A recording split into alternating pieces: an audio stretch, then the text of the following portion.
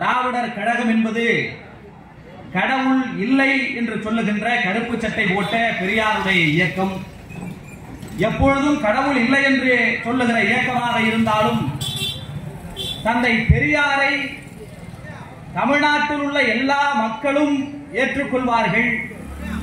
அது எப்படி இந்தியா முழுவதும் இந்துத்துவமயமாக இருக்கிறது, இந்தியா முழுவதும் கோயில்களிலே இந்துக்கள் குவிகிறார்கள், கடவுளை வணங்கக்கூடியவர்கள் தான் அதிகமாக இருக்கிறார்கள், திருவிழாக்களை எடுக்கிறார்கள், எல்லாம் இந்துக்கள் திரண்டுகிற பொழுது இந்தியா முழுவதும் 80% இந்துக்கள் எங்களுடைய ஆட்சிதான், பாரதிய ஜனதாவுடைய ஆட்சிதான் என்று இந்தியா முழுவதும் சொல்லுகிற பொழுது, கொண்டாடுகிற பொழுது தமிழ்நாட்டில் மட்டும் ஒரு இடத்தை கூட நம்மால் பிடிக்க முடியவில்லையே. அப்படி என்றால் தமிழ்நாட்டில் சாமி கும்பிடுகிறவர்கள் இல்லையா? தமிழ்நாட்டிலும் அத்திவரதருக்கு கோடிக்கணக்கான மக்கள் திரளுகிறார்கள். தமிழ்நாட்டிலும் சித்திரை திருவிழா எங்கு பார்த்தாலும் எடுக்கிறார்கள். கடவுள்களுக்கு பழனிக்கு போகிறார்கள், இங்கிருந்து திருப்பதிக்கு கூட போகிறார்கள். ஆனால் தமிழ்நாட்டிலும் சாமியை வணங்குகிறவர்கள் இருக்கிறார்களே, ஆனால் தமிழ்நாட்டில் ஏன் நம்மால் ஒரு இடத்தை கூட பிடிக்கவில்லை என்று பாரதிய ஜனதா கட்சி, நரேந்திர மோடியாக இருக்கலாம், அமித்ஷாவாக இருக்கலாம், RSS ஆக இருக்கலாம், எல்லோரும் திணறிக் கொண்டிருக்கிற பொழுது அவர்களுக்கு ஒரே ஒரு எதிரி கண்ணுக்கு தெரிகிறார். ஏனென்றால் இந்தியாவில் எங்குமே இல்லாத அளவுக்கு தமிழ்நாட்டில் தந்தை பெரியார் என்கின்ற ஒரு தலைவர் இருக்கிறார். அதுதான் அவர்களால் சகித்துக் கொள்ள முடியும். ஏனென்றால் தமிழ்நாட்டில் தான் கோயிலுக்கு போனாலும், காவடி எடுத்தாலும், பூஜை செய்தாலும், புனஸ்காரங்கள் செய்தாலும், அவர்கள் எவ்வளவு பெரிய பக்திமான்களாக இருந்தாலும் எங்கள் பிள்ளைகள் படிப்பதற்கும், மருத்துவர் ஆவதற்கும், பொறியாளர் ஆவதற்கும் எந்த கடவுளும் உதவி செய்யவில்லை, எங்கள் பெரியார் தான் உதவி செய்கிறார் என்கின்ற நன்றி உணர்வு தமிழ்நாட்டு மக்களிடத்திலே இருக்கிறது. அதனால்தான் நீண்ட பட்டை போட்டவராக இருந்தாலும் தந்தை பெரியாருக்கு பொதுக்கூட்டம் திராவிடர் கழகம் நடத்துகிறது என்றால் நாங்கள் ஏதாவது வந்து செய்ய வேண்டும் என்று சொல்லுவார். இந்த பிணைப்பு தமிழ்நாட்டிலே இருக்கிற வரை இன்னும் எத்தனை ஆண்டு காலம் ஆனாலும் திருப்பரங்குன்றத்திலே முருகனை வைத்து அரசியல் செய்ய பார்த்தாலும், எப்படியாவது தமிழ்நாட்டிலே மதக்கலவரத்தை தூண்ட வேண்டும் என்று நினைத்தாலும் அவர்களால் அதற்கு சாத்தியமே ஆவதில்லை. காரணம், தமிழ்நாட்டில் இருக்கிற மக்கள் பெற்றிருக்கிற தெளிவு என்பது பெரியார் இயக்கம் ஏற்படுத்தி வைத்திருக்கிற தெளிவு. கடவுள் இல்லை என்று தந்தை பெரியார் சொன்னது ஒடுக்கப்பட்ட மக்களை இழிந்தவர்கள் என்று ஓரம் கட்டி வைத்திருக்கிறாயே ஏன் என்று பார்ப்பனர்களை கேட்பதற்குத்தான். 94 வயது வரை மூத்தர சட்டியை சுமந்து கொண்டு அவர் ஊரூராக போய் பேசியதனால் இன்று நாம் இந்த அளவுக்கு வளர்ந்திருக்கிறோம் என்கின்ற நன்றி உணர்வு இந்த மக்களுக்கு இன்று வரை இருக்கிறது. ஏன் நாம் இப்பொழுது புரட்சியாளர் அம்பேத்கருக்கு திராவிடர் கழகம் விழா எடுக்கிறது? இந்த உலகத்திலேயே மிகச்சிறந்த அறிவாளி, இந்து மதத்திலே தான் அவரும் பிறந்தார். ஆனால் அவர் என்ன குற்றம் செய்தார்? ஒடுக்கப்பட்ட சாதியில் பிறந்ததுதான் குற்றமாக கருதினார். இந்த ரோட்டிலே நாய் நடக்கலாம், ஆடு நடக்கலாம், மாடு நடக்கலாம், அந்த குளத்திலே துணி துவைக்கலாம், அதெல்லாம் அழுக்காவாது. ஆனால் ரோட்டிலே ஒடுக்கப்பட்ட சாதியிலே பிறந்த அம்பேத்கர் நீ வரக்கூடாது என்று சொன்னார். இந்த குளத்திலே நீ தண்ணீர் எடுக்க கூடாது, தண்ணீர் தீட்டாகிவிடும் என்று சொன்னார்கள். நீ படிக்க கூடாது, பள்ளிக்கூடத்துக்கு வெளியே உட்காரு, மற்ற மாணவர்களோடு சேர்ந்து படித்தால் அவர்களிடத்திலே தீட்டாகிவிடும் என்று சொன்னார்கள். புரட்சியாளர் அம்பேத்கர் போர்டுல போய் கணக்கு போட்டார்னா அங்க இருக்கிற வகுப்புல இருக்க மற்ற பிள்ளைகள் எல்லாம் டிபன் பாக்ஸ் தூக்கி உள்ள வச்சுப்பாங்க. ஏன்னா அம்பேத்கருடைய மூச்சு காற்று பட்டால் அந்த உணவு தீட்டாகிவிடும் என்று நினைத்தார்கள். அப்படி எல்லா இடத்திலும் ஒதுக்கி வைக்கப்பட்ட புரட்சியாளர் அம்பேத்கர், அவர் படித்த இந்தியாவில் படித்த இடங்களில் எல்லாம், போகிற இடங்களில் எல்லாம் அவர்களை நிராகரித்தார்கள். நிராகரித்தவர்கள், தீட்டு பார்த்தவர்கள் இங்கே எங்கே இருக்கிறார்கள் என்று தெரியவில்லை. ஆனால் உலகத்தின் மிகச்சிறந்த அறிவாளியாகவும் நாடாளுமன்றம் உட்பட இந்தியாவை பாதுகாக்கின்ற அரசமைப்பு சட்டத்தை எழுதியவராகவும் புரட்சியாளர் அம்பேத்கர் தான் இன்று உயர்ந்திருக்கிறார். ஆக அறிவாளியாக இருக்கக்கூடிய ஒருவனுக்கு படிப்பு இல்லை என்று எப்படி சொல்லலாம் என்று பார்ப்பனர்களை பார்த்து கேட்டார். பார்ப்பனர்கள் சொன்னார்கள், இது கடவுள் செய்த புண்ணியம் என்று சொன்னார்கள். கடவுள் தான் சொல்லுது, மீறி படிச்சா நீ கடவுளுக்கு தெய்வ குத்தமாகிடும். எனவே பெரியார் கேட்டார், ஏண்டா இந்த கோயிலுக்கு கண்ணு சுமக்கிறவன் ஒடுக்கப்பட்ட மக்கள், கோயிலை கட்டுறதுக்கு மண்ணு சுமக்கிறவன் ஒடுக்கப்பட்ட மக்கள், அந்த சாமி சிலையை வடிக்கிறவன் ஒடுக்கப்பட்ட மக்கள், வேறு சிந்துறவன் ஒடுக்கப்பட்ட மக்கள். நான் சேர்ந்து கோயிலை கட்டி அது உள்ள சாமி சிலையை செஞ்சு வச்சு எல்லாம் செய்யற இந்த கடவுளுக்கு, ஆனா நீ அங்கே இருந்து எனக்கு புரியாத மொழியில மந்திரத்தை ஓதிட்டு நீ உள்ள வராதன்னு தீட்டு கழிக்கிறிய, அப்ப இந்த வேதமையை பார்க்கிற கடவுள் எதற்கு என்று கேட்டான். அதனால்தான் கடவுள் இல்லை. பாரதிதாசனுக்கு விழா எடுக்கிறோமே, எல்லா கவிஞர்களும் கூத்து நடக்கும், விழாக்கள் நடக்கும். அந்த கூத்து நடக்கிறத ராமாயணம் மகாபாரதம் எல்லா கூத்துகளையும் பாடிக்கிட்டு இருப்பாங்க. எல்லா கவிஞர்களும் அதைத்தான் எழுதினான். ஆனால் ஒரே ஒரு கவிஞன் தான் கேட்டான், ஏன்னா எப்படி இந்த மனிதர்களை கடவுளுக்கு பிறந்தவர்கள், அது கடவுளுக்கு எப்படி பிறந்தவர்கள்? அரை முகத்திலே பிறந்தவன் பிராமணன், தோளிலே பிறந்தவன் சத்திரியன், இடையிலே பிறந்தவன் வைசியன், காலிலே சேவை செய்ய பிறந்தவன் சூத்திரன் சொல்றிய. முதல்ல ஆணுக்கு குழந்தை பிறக்குமா? அதுவும் அந்த கடவுள் 4 வர்ணங்களாக பிரித்து வைத்திருக்கிறதே என்கின்ற அந்த கேள்வி வருகிற பொழுது பாரதிதாசன் மட்டும்தான் கேட்டான். முகத்தில் பிறப்பாருண்டோ முட்டாளே, தோளில் பிறப்பாருண்டோ தொடும்பனே, இடையில் பிறப்பாருண்டோ எருமையே, காலில் பிறப்பாருண்டோ கழுதையே, நான்முகன் உளனோன் நாயே என்று பார்ப்பனர்களை பார்த்து கேட்ட ஒரு பச்சை கவிஞன், புரட்சி கவிஞர் பாரதிதாசன் ஒருவன் தான். அதனால்தான் பாரதிதாசனை திராவிடர் கழகம் கொண்டாடுகிறது. பாரதியாரை எல்லாம் தூக்கி பிடிப்பா. நீங்க பாருங்க, ஓடி விளையாடு பாப்பா, ஒரு குழந்தையை வையாது பாப்பா, எல்லாம் பாடி இருப்பா. காலை முழுவதும் படிப்பு, பின்பு மாலை முழுவதும் விளையாட்டுன்னு எழுதியிருப்பா. காலையில படிச்சா போதும், மாலையில போய் நீங்க பிள்ளைகள் எல்லாம் விளையாடுங்க அப்படின்னு பாரதி எழுதியிருப்பான். ஏனென்றால் பாரதிக்கு பாதி நேரம் படிப்பு போதுமானது. ஆனால் பாரதிதாசன் என்ன சொன்னார் தெரியுமா? காலை படி, மாலை படி, இரவு படி, கடும் பகல் இரவு படி, படித்துக் கொண்டே இரு என்று பாரதிதாசன் சொன்னார். என்னங்க பாரதியார் காலையில படிச்சா போதும், மாலையில எல்லாம் பிள்ளைகள் விளையாடட்டும்னு சொல்லிட்டாரு, ஆனா நீங்க எல்லா நேரமும் படிக்க சொல்றீங்களே என்று கேட்டபோது பாரதிதாசன் சொன்னார், அவர் பிறந்த பார்ப்பன சாதிக்கு அவங்க பிள்ளைங்க காலையில படிச்சுட்டு மதியம் ரெஸ்ட் எடுக்கலாம், ஆனால் எங்களை படிக்கவே கூடாது என்று சொன்னார்களே, அதனால் காலை மாலை கடும்பகல் இரவு என்று எல்லா நேரத்திலும் எங்கள் பிள்ளைகள் படிக்க வேண்டும் என்று எழுதிய கவிஞன் பாரதிதாசன். அதனால் இந்த பாரதிதாசனை கொண்டாடுகிறோம். இன்றைக்கும் பெரியாருடைய இயக்கம் எதற்கு எதிராக போராடி கொண்டிருக்கிறது? நம்மெல்லாம் நினைச்சுக்கிட்டு இருப்போம், என்னங்க இவங்க எத்தனை நேரம் பார்த்தாலும் பார்ப்பனர்களை திட்டுறாங்களே, எங்க தெருவில் ஒருத்தவங்க கூட இல்லையே பார்ப்பனரு, கூடல் போட்ட ஐயர் ஏதோ ஒரு சதவீதம் இருப்பாரு, 2 பேர் போவாரு, ஆனா அவர்களையே இந்த கருப்பு சட்டைக்காரர்கள் கேள்வி கேட்கிறார்கள் என்று நீங்கள் நினைக்கலாம்.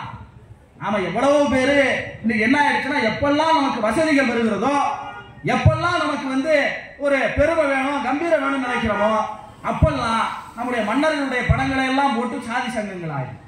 நான் அந்த சாதி, நான் இந்த சாதி, நான் உசந்த சாதி, நான் இன்னைக்கு இந்த இடத்துக்கு வந்துட்டேன், எனக்கு பின்னாடி ஒரு படை இருக்கிறது எல்லாம் சொல்லுவோம். ஆனா இன்னைக்கு தீர்ப்பு எழுதுறவங்க யாரு? நீதிபதி தானே. நீதிபதிகள் தான் இன்று தீர்ப்பு எழுதுகிறார்கள். 2018 இருந்து, நல்லா கவனமா கேளுங்க, 2018 இருந்து 2024 வரை இந்தியா முழுவதும் உள்ள உயர் நீதிமன்றங்களுக்கு நியமிக்கப்பட்ட நீதிபதிகளுடைய எண்ணிக்கை 711. அதுல ஓபிசி எத்தனை பேர் தெரியுமா? அதாவது எம்பிசியும் பிசியும் சேர்ந்தது, இங்க அப்படி சொல்றதுதான் அங்க ஓபிசிங்கிறாங்க. ஆனா எம்பிசி மக்கள் எத்தனை பேர் தெரியுமா? வெறும் 82 பேர். நல்லா பாருங்க, 711 பேர்ல இங்க நாம வீரமிக்க சாதியை சேர்ந்தவர்கள் சொல்றவங்க வெறும் 82 பேர் தான், 12%. சரி, எஸ்டி மக்கள் எத்தனை, எஸ்சி மக்கள் எத்தனைன்னா, எஸ்சி மக்கள் வெறும் 3% பேர், 24 பேர் தான். எஸ்டி மக்கள் எத்தனைடா? 2%, 17 பேர். அப்புறம் இஸ்லாமியர்கள் கிறிஸ்தவர்கள் சேர்த்து ஒரு 6%. மீதி இருக்கின்ற 77% பேர், அதாவது 711 பேருக்கு கிட்டத்தட்ட 590 பேர் யார் இருக்கிறார்கள் என்றால் பார்ப்பனர்களும் உயர்ஜாதிக்காரர்களும் இருக்கிறார்கள். இன்னைக்கு உட்கார்ந்து இருக்கிறான். இது ஏதோ தந்தை பெரியார் அவர்கள் அன்று திட்டாரே, இன்னைக்குதான் யாரும் இல்லைன்னு இல்ல, அவர்கள் தீர்ப்பு எழுதுகிறார்கள். அந்த தீர்ப்பு தான் இன்று நீட் தேர்வை கொண்டு வந்திருக்கு. அந்த தீர்ப்பை வாங்குவதற்கு தான் பாஜக கோர்ட்டுக்கு போச்சு. ஆக இன்னைக்கு நீட் என்கின்ற நுழைவுத் தேர்வு வந்திருக்கிறது. அனிதாங்கிற மாணவி, 1176 மதிப்பெண்களை பெற்றவர். தமிழ்நாட்டினாலே அவர்களுக்கு எப்பொழுதும் கோபம் தான். ஏன்னா இந்தியாவிலேயே தமிழ்நாடு கல்வியில் மருத்துவத்தில் முன்னணியில் இருக்கிறது. சூத்திரனுக்கு எதை கொடுத்தாலும் கூட கல்வியை கொடுக்காதனானே இவன் என்னடா படிச்சு வரான். தோழர் பேசுகிற போது சொன்னாரே, உலகல்வி திட்டம் ராஜாஜி கொண்டு வந்தார். பாதி நேரம் படிச்சா போதும், மீதி நேரம் அவங்க பிள்ளைகள்லாம் வேலைக்கு அனுப்பிடுங்க, பாதி நேரம் படிச்சா போதும். அதுவும் என்ன பாதி நேரம் படிச்சா போதும்னா, உயர் சாதியாக என்று கருதி கொண்டவன் வேற வேற மந்திரம் ஓதுறவன் பிள்ளை மந்திரம் ஓதி அது தொழிலா பார்த்துக்கும், கொள்ளருடைய பிள்ளை அந்த வேலையை செஞ்சு தொழிலா பார்த்துக்கும். ஆனா இங்க கட்டட வேலைக்கு போறவன் பிள்ளை என்ன செய்வான், வயல் வேலைக்கு போறவன் பிள்ளை என்ன செய்வான், மளிகை கடை பெட்டி கடை வச்சிருக்கவங்களுடைய பிள்ளைகள் என்ன செய்யும், ஓட்டல் வேலைக்கு போறவன் பிள்ளை என்ன செய்யும். அவன்லாம் டாக்டர் ஆக வேண்டாமா, அவன் இன்ஜினியர் ஆக வேண்டாமா, அவன் ஒரு உத்தியோகத்துக்கு வர வேண்டாமா. தந்தை பெரியார் சொன்னார், தந்தை பெரியார் கொந்தளித்தார், ராஜாஜி அவர்களே நீங்கள் மட்டும் எங்களுடைய பிள்ளைகள் படிக்கின்ற படிப்பை நிறுத்தினால் எங்கள் பிள்ளைகள் டாக்டராக கூடாது, இன்ஜினியராக கூடாது, தாசில்தாராக கூடாது என்று நீங்கள் சொல்வீர்களே, ஆனால் திராவிடர் கழக தோழர்கள் அனைவரும் கையிலே பெட்ரோலையும் மண்ணெண்ணையையும் வைத்துக் கொள்ளுங்கள், நான் சொல்லுகிற நாள் தேதி தருகிறேன், கிழித்து அக்ரஹாரத்தில் போடுங்கள் என்று சொன்னார். அந்த மிரட்டலுக்கு பயந்து ராஜாஜி பதவி விலகினார்.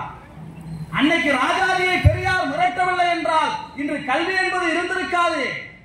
அதுதான் பெரியார் படிக்க வச்சார் என்பது. பல தலைவர்கள் என்ன செய்யறான், பெரியார் படிக்க வச்சார்னா என்ன எங்க வீட்டுக்கு வந்து படிக்க வச்சாரா, பெரியார் படிக்க வச்சார்னா இல்ல இல்ல அதுக்கு முன்னாடி எங்க பாட்டம் படிக்கலையா முப்பாட்டம் படிக்கலையா. பெரியார் படிக்க வைத்தார் என்று சொல்லுவது நீங்கள் எல்லாம் படிக்க கூடாது என்று ராஜாஜி சட்டம் போட்ட போதே அந்த சட்டத்தை எதிர்த்து மிகப்பெரிய அளவில் போராட்டம் செய்து அதை வாபஸ் வாங்க வச்சது. அதனால் படித்தோம். அந்த இடத்திற்கு காமராஜர் வந்தார், அதனால் படித்தோம். தோழர் சொன்னாரே, சரி ராஜாஜி காலத்தில் தானே படிக்க வேணாம்னா இன்னைக்கு என்னன்னா இன்னைக்கு எல்லாம் படிக்கிறவேன்னு நீங்க நினைக்கலாம். என்றைக்குமே பார்ப்பனர்கள் எப்படியாவது படிப்பை கெடுக்க வேண்டும் என்று முயற்சித்துக் கொண்டே இருப்பார், எப்படியாவது. அதனாலதான் கொண்டு வந்தா நீட்டு. இந்தியாவிலே சிறந்த மருத்துவக் கல்லூரிகளையும் மருத்துவர்களையும் உருவாக்கி விட்டோம். ஆனா நீட்டுன்னு ஒண்ணு கொண்டு வந்து தேசிய அளவில் ஒரு தேர்வு பண்ணா இன்னைக்கு அரசு பள்ளியிலே படிக்கிற பிள்ளைகள் மருத்துவராக முடியல. 22 பிள்ளைகள் நம் வீட்டு பிள்ளைகள் இன்னைக்கு இறந்து போயிருக்கிறாங்க. சரி அதுதான் சொன்னா புதிய கல்விக் கொள்கை என்று ஒன்றை கொண்டு வருகிறார். New education policy 2020. என்னடா இந்த புதிய கல்விக் கொள்கைனா, 3ஆவதுல ஒரு பப்ளிக் எக்ஸாம், 5ஆவதுல ஒரு பப்ளிக் எக்ஸாம், 8ஆவதுல ஒரு பப்ளிக் எக்ஸாம், எல்லா பிள்ளைகளுக்கும் பப்ளிக் எக்ஸாம். 10ஆவது பப்ளிக் எக்ஸாம் எழுதுறதுக்கே நம்ம பிள்ளைகள் எவ்வளவு சிரமப்படுறாங்க. அப்புறம் 11ஆவது பப்ளிகேஷன், 12ஆவது பப்ளிக் எக்ஸாம் இருக்கு. ஆனா இந்த 12ஆவது பப்ளிக் எக்ஸாம் எழுதினாலும் தேசிய அளவில் ஒரு தேர்வு எழுது, அப்பதான் நான் உனக்கு பாஸ் போடுவேங்க. அப்படி சொல்லுகிறவர்கள் உன் பிள்ளை நீ 5ஆவது பப்ளிக் எக்ஸாம் எழுத வை, 8ஆவது எழுத வை, 10ஆவது எழுத வைன்னா அந்த பிள்ளைகள் படிக்குமா படிக்காதா, எப்படி படிக்கிற மனநிலை வரும்.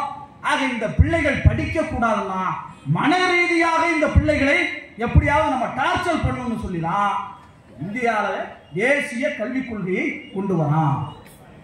இந்த தேசிய கல்விக் கொள்கையை இந்தியா முழுவதும் ஏற்றுக்கொண்டார்கள், எல்லா மாநிலங்களும் ஏற்றுக்கொண்டார்கள், அம்பேத்கர் பிறந்த மராட்டியம் கூட ஏற்றுக்கொண்டு விட்டது. ஆனால் எக்காலத்திலும் அன்று குலக்கல்வியை ஒழித்து ராஜாஜியை விரட்டினார் தந்தை பெரியார். அந்த பெரியாருடைய மண்ணில் நாங்கள் ஏற்க மாட்டோம் என்று திராவிடர் கழகம் களம வைத்தது. இன்றைக்கும் தமிழ்நாடு அரசு புதிய கல்விக் கொள்கையை ஏற்க முடியாதுன்னு சொல்லி இந்தி திணிப்புனா என்ன, அந்த புதிய கல்விக் கொள்கை வருகிறது. இந்திங்கிற பாடத்தை நீங்க கத்துவீங்க, எக்ஸ்ட்ரா ஒரு மொழிங்க. இங்க இருக்கிறவங்க உடனே இன்னைக்கு மட்டும் இல்லைங்க, அன்னைக்கும் இந்தியை திணித்த போது எல்லா தலைவர்களும் 4 பேர் பார்ப்பனர்கள் ஆதரிச்சாங்க. என்ன எங்க வீட்டு பிள்ளைங்க எல்லாம் படிக்க கூடாதா, ஏன் இந்தி கத்துக்கிட்டா என்ன, இன்னொரு மொழி கத்துக்கிட்டா என்ன, இன்னொரு மொழி கத்துக்கிறத நீங்க ஏத்துக்க மாட்டீங்களா, எல்லாரும் சொன்னார்கள். ஆனால் அன்றைக்கும் இந்தியை எதிர்த்து நடராசன், காளமுத்து என்கின்ற 2 பேர் இறந்து போனார்கள். ஒரு மொழியை எடுத்து செத்து போன வரலாறு தமிழனுக்கு தான் உண்டு. இந்தி ஆதிக்கத்தை எதிர்த்து உலகத்திலேயே ரசூல் கம்சத்துன்னு ஒரு எழுத்தாளர், அவன் ஆமாறுங்க ஒரு 5 லட்சம் மக்கள் பேசுகிற ஒரு சின்ன குட்டி தீவில இருக்கிறவன். அந்த எழுத்தாளன் சொன்னான், என்னுடைய மொழி நாளைக்கு சாகும்னா நான் இன்னைக்கே செத்துருவேன்டான்னு சொன்னான். என்னடா மொழிதானேன்னு கேட்டா, ஒரு மொழியை அழித்தால் ஒரு இனம் அழிந்து போகும், அந்த இனத்தின் பண்பாடு அழிந்து போகும். சொல்லுகிறாரே இந்தியாவினுடைய துணை குடியரசுத் தலைவராக இருக்கிற ஜெகதீப் தங்கர் சொல்லுகிறார், ஏங்க ஒரு மாநிலத்தை அழிக்கணும், ஒரு கலாச்சாரத்தை அழிக்கணும்னா நீங்க ஒண்ணு செய்ய வேணாங்க, நம்மளோட மொழியை கொண்டு போய் அதில் திரிச்சு விட்டுருங்க. அவன் அதை பேச பேச ஆரம்பிப்பான், பிறப்புக்கும் எல்லா உயிருக்கும் என்று சொன்ன தமிழை அதை வச்சு அழிச்சிடலாம். இதுதான் ஜெகதீப் தங்கர் சொல்றது. ஆக ஒரு மொழியை திணித்தால் ஒரு இனம் அழிந்து போகும், ஒரு பண்பாடு அழிந்து போகும். அந்த பண்பாட்டை அழிய விடமாட்டேன் என்று பாதுகாத்த தலைவர் அன்னைக்கு தந்தை பெரியார் அவர்கள். இன்றைக்கும் அதனால் தானே இந்தியை திணிக்க வேண்டும் என்று இன்றைக்கும் கொண்டு வரான்.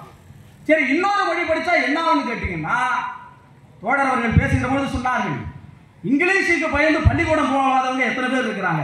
இன்னைக்கு பெரியவங்க எல்லாம் கேட்டா தெரியும். இங்கிலீஷுக்கு பயந்து புதிதா ஒரு மொழி, தமிழை தாண்டிய ஒரு மொழி, அதற்கு பயந்தே பள்ளிக்கூடம் போகாம நின்ன பிள்ளைகள்லாம் இருக்கு. ஆனா இன்னைக்கு அப்படி இல்ல. தமிழ்நாட்டினுடைய கோச்சிங் சிஸ்டம் அருமையா பிள்ளைகள் ஆங்கிலத்தில் பேசுறாங்க. அரசு பள்ளி மாணவர்கள் 1வதுல இருந்து 2வது 3வது பிள்ளைகள் ஆங்கிலத்தில் பிச்சு உதறாங்க. ஆக ஆங்கிலத்திற்கு படிக்க வைப்பதற்கு நாம் 1 நூற்றாண்டு காலம் போராடி இருக்கிறோம். இப்பொழுதுதான் என்னுடைய பிள்ளைகள் எல்லாம் 100% தேர்ச்சி, 90% தேர்ச்சி, பெண் பிள்ளைகள் படிக்க வராங்க. இப்ப எல்லா இடத்திலும் கல்வி வருகிற பொழுது நீ இன்னொரு மொழியை படின்னு திணிக்கிறான்னா நம்முடைய பிள்ளைகள் படிக்க கூடாதுன்னு நினைக்கிறான். எங்க ஆதாரத்தை காட்டு நீங்க கேட்கலாம். கடந்த ஆண்டு 2024 கர்நாடகாவில் நடைபெற்ற 10ஆம் வகுப்பு SSLC பொதுத் தேர்வில் 90,000 மாணவர்கள் இந்தி பாடத்திலே ஃபெயில் இருக்கிறார்கள். மகாராஷ்டிராவில் என்ன நடக்கிறது? மராட்டிய மாநிலம் என்பது தமிழர்களை விரட்டி அடித்த மாநிலம். இப்ப இருக்கிற ஒரு 40-50 வயதை நிறைந்தவர்களுக்கு தெரிந்திருக்கும். பால் தாக்கரே என்பவர் தமிழர்களை விரட்டி அடித்தார்கள். மராட்டிய மாநிலத்திலிருந்து அராஜகம் பண்ணா. ஏண்டா எங்கள் மொழி மராட்டியம், எங்கள் மாநிலம் மகாராஷ்டிரா, இங்க எப்படி தமிழ வரலாம்னு விரட்டி அடித்தான். ஆனா இன்னைக்கு மராட்டியத்தில் என்ன நிலை தெரியுமா? மராட்டியமாவது ஒண்ணாவது இந்திய படிதாங்கிறான் பிஜேபி காரன். அந்த மாநிலத்தினுடைய முதலமைச்சர் 1வதுல இருந்து 5வது வந்து இந்தி கட்டாயம் இங்கே பள்ளிக்கூடத்தில் கொண்டு வரப்படுகிறது அறிவிப்பு வெளியிட்டார். மகாராஷ்டிரா பாத்தீங்களா? எந்த மராட்டிய அரசாங்கம் பால் தாக்கரே நாங்க தமிழர்களை விரட்டி அடிப்போம்னு சொன்னாரோ, நாங்கள் மராட்டியர்கள் சொல்றாரோ, அவருடைய பிள்ளைகள் இன்று இந்தி கிட்ட இருந்து மராட்டியத்தை காப்பாற்றுறதுக்காக போராடிக்கிட்டு. அப்ப இந்தி வந்தால் இதுதான் நடக்கும், நாளை பாஜக வந்தால் இதுதான் நடக்கும்.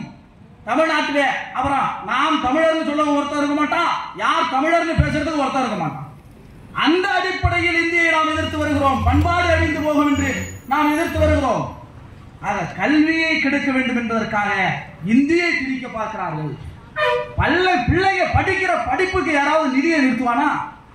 பிள்ளைகள் படிக்கிற படிப்புக்கு 43 லட்சம் பிள்ளைகள் படிப்புக்கு செலவாகக்கூடிய தொகை 2153 கோடி ரூபாய். எனவே அந்த காசு வந்து பாஜக அரசாங்கம் கொடுக்கிற காசு இல்ல. இந்திய வரலாற்றிலேயே அப்படி கிடையாதுங்க. கல்விக்கு கொடுக்கிற நிதியை நிறுத்தம். படிக்கிறதுக்கு நீங்க இதான் பாருங்க. பார்ப்பனோட புத்தி என்ன தெரியுமா? ராஜாஜி மதுவிலக்கை கொண்டு வந்தார். சாராய கடலாம் நான் இழுத்து மூடுறேன்னாரு. ஆகா நல்ல திட்டம், சாராய கடை இழுத்து மூடுறாரு, ரொம்ப சந்தோஷம் நினைச்சா 6000 பள்ளிகளை சேர்த்து இழுத்து மூடினார். இணைய பள்ளிக்கூடத்தை போய் இழுத்து மூடிட்டேன்னு கேட்கிற போது சாராய கடல்லாம் இழுத்து மூடுறதுனால எனக்கு வருமானம் கம்மியா வருது, அதனால இந்த பிள்ளைங்க படிச்சா என்ன படிக்கலாம் என்ன, நான் பள்ளிக்கூடத்தை இழுத்து மூடுறேன்னு சொன்னான். அப்ப இன்னைக்கு அன்னைக்கு ராஜாஜி எப்படி கல்வியை தடுத்தாரோ அதே போல இந்தியாவிலே எங்கும் கிடையாது. தமிழ்நாட்டுக்கு கல்விக்கான நிதியை தரமாட்டோங்கிறான். பிள்ளைகள் படிக்கிற நிதியை போய் நிறுத்துறான். 2153 கோடி ரூபாய் நாம் கட்டிய வரிப்பணம். யார் கேட்டா? மற்ற மாநிலங்கள் எல்லாம் ஏற்றுக்கொண்டு விட்டது. ஆனால் தமிழ்நாடு என்னடா 2000 ரூபாய் 2000 கோடி கொடுக்கிறது. 2000 கோடி கொடுத்தாலும் கூட சரி, 10,000 கோடி ரூபாய் கொடுத்தாலும் சரி, தேசிய கல்விக் கொள்கையை, என் பிள்ளைகளுடைய படிப்பை கெடுக்கிற கல்விக் கொள்கையை நான் ஒருபோதும் கையெழுத்த மாட்டேன் என்று சொல்லி முத்துவேல் கருணாநிதி ஸ்டாலின் சொல்லுகிறார். திராவிடர் கழகம் அதனால் தான் ஆதரிக்கிறது. பல பேருக்கு நீங்க நினைச்சு பார்க்கலாம், என்ன இந்த கருப்பு சட்டக்காரங்க எப்ப பார்த்தாலும் திமுக. படிக்கிற பிள்ளைகளுக்கு நீ கல்வி தர மாட்டேங்கிறியா, நிதி தர மாட்டேங்கிறியா? 5வது 3வது 8வது என்று சொல்லி பப்ளிக் எக்ஸாமை கொண்டு வந்து என் பிள்ளைகளை படிக்க கூடாதுன்னு சொல்றியா?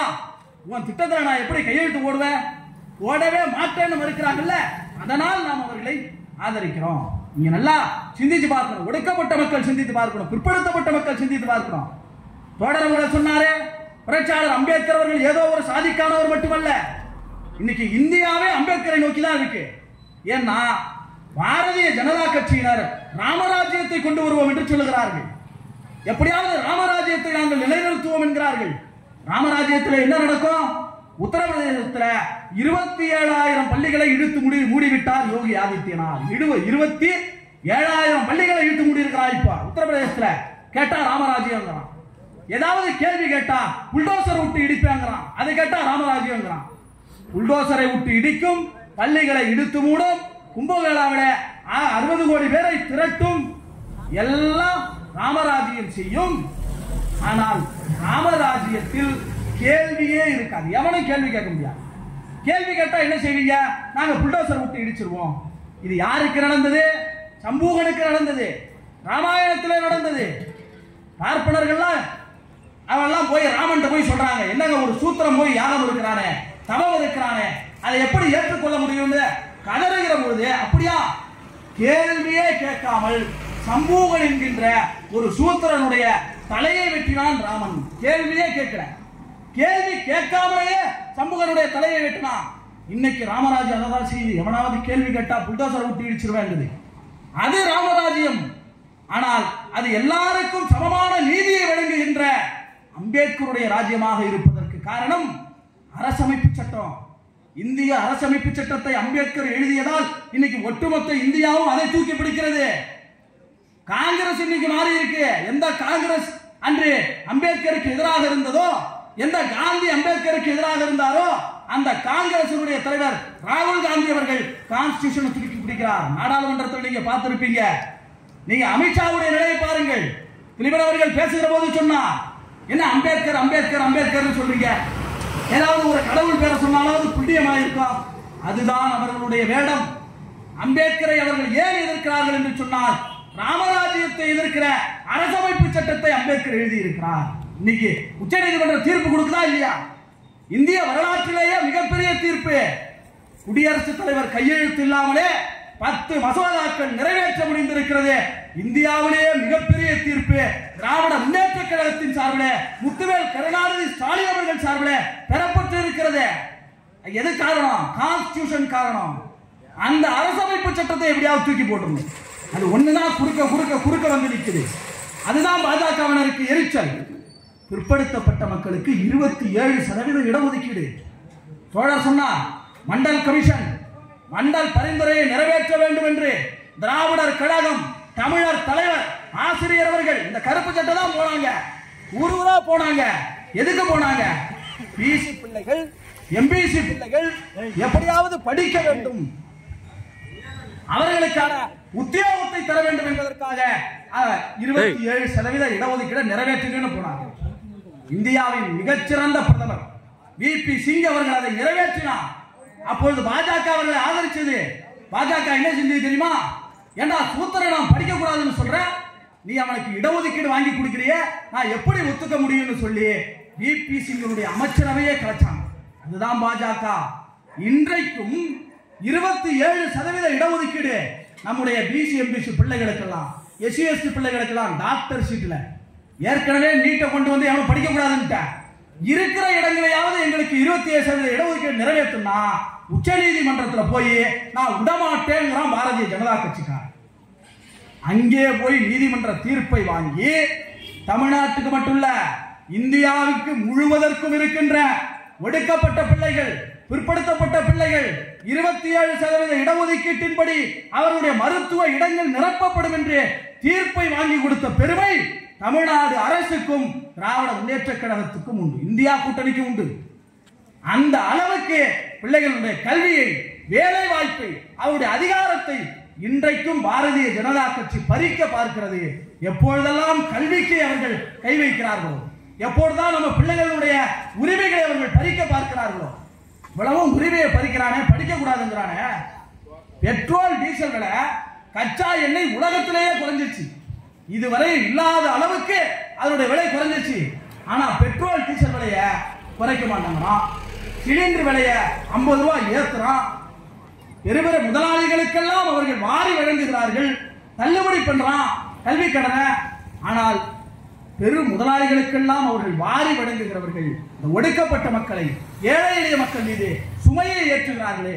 நம்ம காசை நாம ஏடிஎம்ல எடுக்கணும்னா அதுக்கு ஒரு காசு போடுறோம்.